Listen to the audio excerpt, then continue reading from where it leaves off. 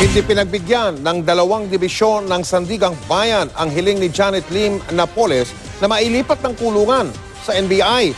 Sa halip, pinagutos ng korte na ilipat ang tinaguriang pork barrel scam queen sa Camp Bagong Diwa. At ang tumutok kay si Joseph Morong. Noong May 5, pinawalang sala ng Court of Appeal si Janet Lim Napoles sa kasong Sears Legal Detention na inihain ng kanyang dating tauhan na si Ben Hurluy. Pero hindi pwedeng lumaya si Napoles dahil may mga kasong plunder at graft pa siya sa Sandigan Bayan. Ang gusto ng kampo ni Napoles, sa National Bureau of Investigation na lamang siya editine at hindi sa female dormitory ng Bureau of Jail Management and Penology o BJMP sa Camp Bagong Diwa sa Taguig. Pero tinanggihan ito ng 1st at 3rd Division ng Sandigan Bayan.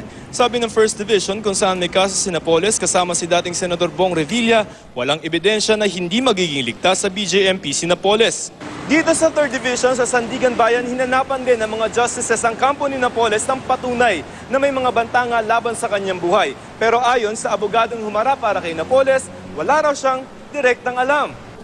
Sa 3rd Division, kasama ni Napoles sa kaso si dating Senador Juan Ponce Enrile, kaugnay din sa pork barrel scam. Sabi ni Presiding Justice Amparo Cabutahe-Tang, hindi raw sapat na mag-claim lamang na may threat, dapat daw may patunay.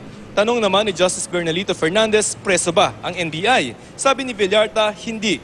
Dagdag ni Tang, noon pang July 2014, may commitment order na si Napoles sa BJMP. Hindi pa batid kung may lilipat na si Napoles dahil may nakabinbin pang petisyon ng kampo niya sa 5th Division para ilagay siya sa NBI. Sa 5th Division, kasamang may kaso ni Napoles si dating Senador Jinggoy Estrada. Ayon naman kay Justice Secretary Vitaliano Aguirre II, kung magiging state witness si Napoles, hindi ibig sabihin na papalayain siya.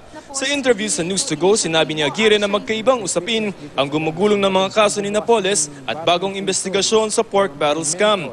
Hindi po maapektuhan yung kanyang mga nakapending na kaso. Ayon pa kay Aguirre, kulang pa raw ang mga nasampahan ng kaso kaugnay ng scam. Nagkaroon ng selective justice yung nakarang administration. Joseph Morong, Nakatutok, 24 Oras.